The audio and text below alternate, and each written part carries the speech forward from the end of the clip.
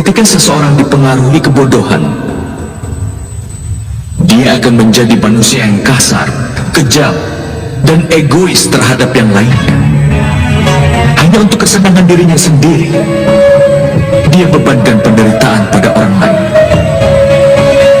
Dia tidak bisa menjadi lebih dekat kepada dewa. Karenanya, ketidakadilan adalah salah satu jalan yang menjauhkannya dari dewa. Maka dari itu, ketidakadilan nama lain ketidakpedulian. Jadi, kita harus merasa kasihan pada mereka yang tidak peduli. Lalu apa tujuan dari hukuman?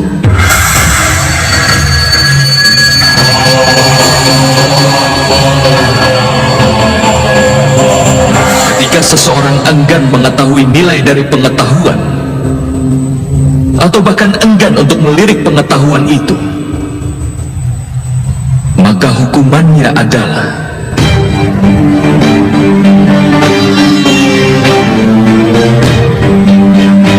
belas kasihan, baik pada dirinya atau orang lain.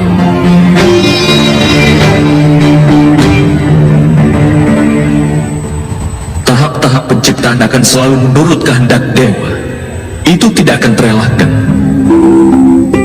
Tetapi bersamaan dengan berkembangnya ketidakpedulian, nafsu, dan juga ketidakadilan, maka keadilan di dunia ini akan berada pada jurang kehancuran. Hingga di dunia ini tidak ada keadilan lagi. Sementara belas kasih dan kebenaran juga telah dihancurkan. Dalam rangka menyambut generasi selanjutnya agar memperoleh keadilan, menghabisi kejahatan saat ini dan mengembalikan keadilan adalah hal yang tidak mungkin terelakkan. Tapi pembunuhan akan dilakukan dengan tanganku. Kalau kehidupan ini harus diakhiri olehku, bukankah itu menghancurkan belas kasih yang ada dalam diriku? Dan jika belas kasih adalah dasar dari keadilan, bukankah jiwaku akan menjadi tidak adil?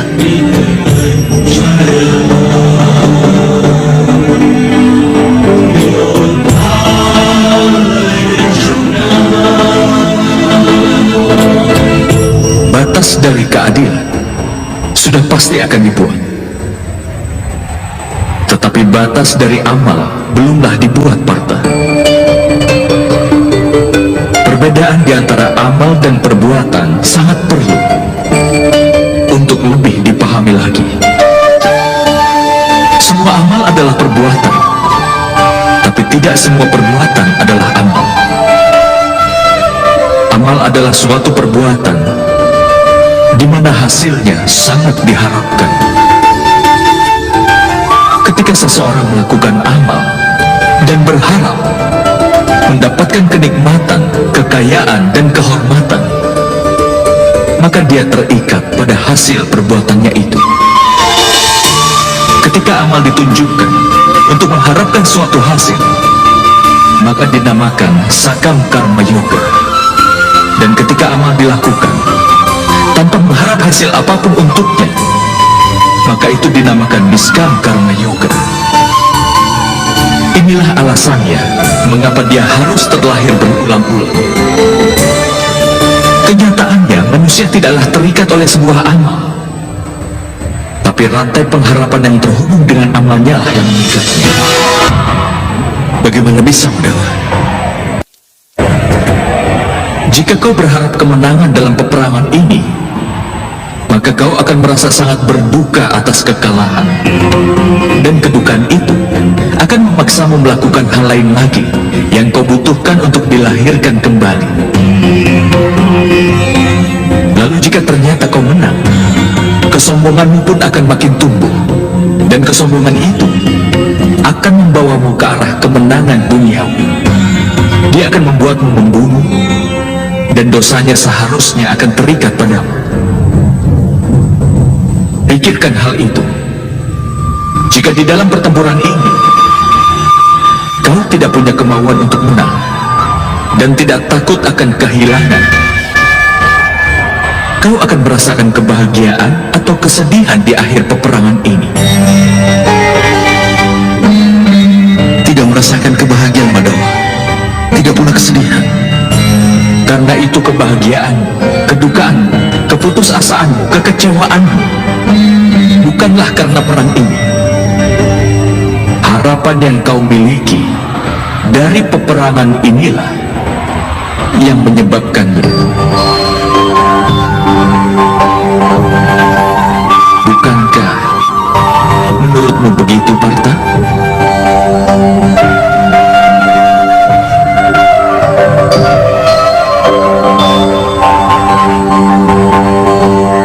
Karena itu, memegang sukacita dan duka cita secara seimbang, tanpa memikirkan akan mendapatkan kehilangan, kemenangan atau kekalahan. Dan itu artinya, jika kau terlibat dalam pertempuran, maka sukacita, duka cita, kehilangan, kemenangan atau kekalahan, wahai putra Kunti, maka kau tidak akan menanggung dosa apapun. Inilah yang disebut karma yoga. Orang yang mempelajari pengetahuan tentang Sankhya menyadari kenyataan bahwa dia bukanlah suatu tubuh, tapi suatu jiwa belaka. Bahwa kebahagiaan dan yang dialami tubuhnya hanyalah sampai pada kematian. Dan karena itu tidak nyata, tetapi hanya sebuah ilusi. Baginya, menjadi seorang karma yoga menjadi lebih mudah.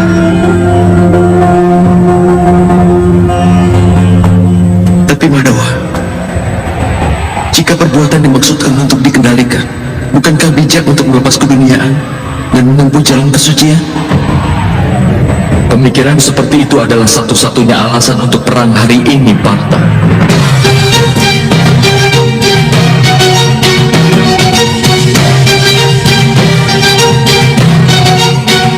Renungkanlah, ketika mereka yang menguasai Triguna dan yang mengetahui keadilan sudah berhenti bertindak,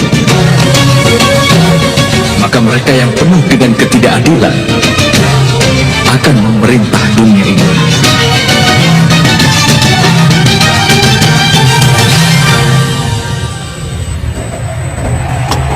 Selama Bhisma yang agung masih belum meninggalkan dunia ini, ketidakadilan tidak akan tumbuh dengan luas hari ini.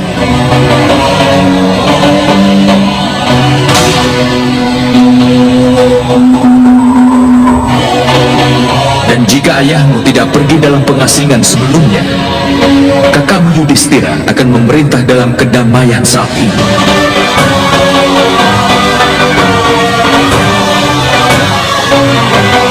Dan mengajarkan rakyatnya tentang keadilan dan juga kebenaran.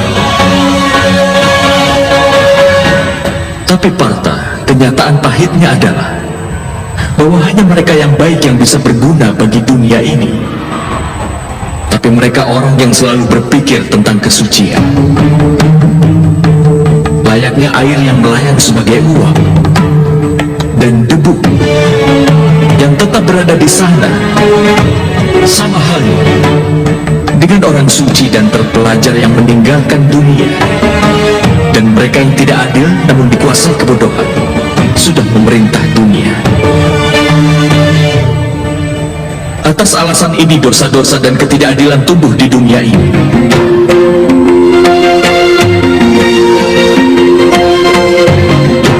Tetapi karma yoga melindungi dunia ini dari sebuah keadaan yang aneh ini.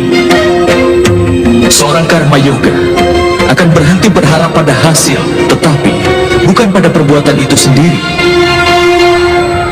Dia berada di dunia ini layaknya seorang suci.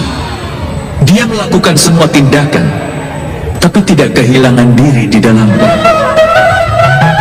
Seorang karma yoga tidak berharap apapun dari anak-anaknya dan yang disayanginya, bahkan dari rakyatnya sekalipun. Dia sendiri memperoleh keuntungan dari kesuciannya, tetapi dia bermanfaat bagi dunia layaknya seorang kepala keluarga. Seorang manusia berusaha keras untuk kesejahteraan keturunannya. Bagaimana bisa dia tidak berharap sukacita dari keturunannya? Apapun yang dilakukan oleh manusia untuk anak-anaknya, itu sebuah transaksi atau cinta, Partha. Cinta, Madawa. Lalu mengapa mengharapkan suatu hasil atas perbuatannya, Partha? Keuntungan di masa depan yang diukur dalam suatu transaksi dan bukan dalam cinta. Manusia yang membentuk watak anak-anaknya dengan baik dan melimpahkan kesucian cinta dan keadilan, anak-anaknya tentu akan memberikannya cinta dan perlindungan. Perbuatan dan kelakuan orang yang disayang mencerminkan perbuatannya sendiri. Dan ketika seseorang tidak lagi berhak atas perbuatan mereka sendiri, lalu apa gunanya lagi untuk memiliki harapan besar dan kemudian juga berharap besar kepada mereka? Jika kau pikirkan ini dalam-dalam, Partha, kau akan segera menyadari bahwa tidak ada perbuatan di dalam kehidupan yang menghubungkan harapan dan pengharapan yang tidak terelakkan. Ketika makhluk adalah dewa dan manusia adalah bagian dari dewa, maka semua tindakan disebabkan oleh dewa itu sendiri. Seorang manusia tidak akan melakukan apapun dengan sendirinya. Inilah prinsip dasar dari karma yoga, Partha.